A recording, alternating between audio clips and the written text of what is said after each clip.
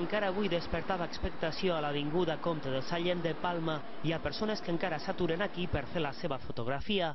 Perquè com que diuen que no saben si és d'ell o si és d'ell, no, però almenys tindré un record de si és vera el tindré jo.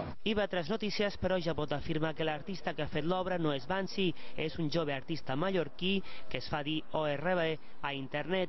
Avui hem pogut parlar amb ell, això sí sense mostrar el seu rostre, i ens ha explicat què volia aconseguir amb aquesta obra. Por rebeldía así contra el mundo del arte y bueno, expresar el descontento.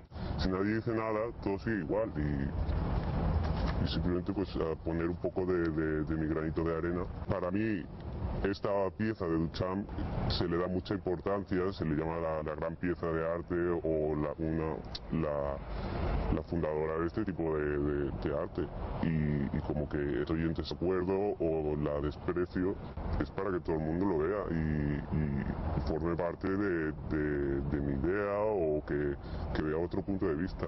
De hecho, cualquiera que sepa un poco de la obra de Banksy podrà ver muchísimas diferencias incontables. Unes imatges i unes declaracions que desvellen el misteri.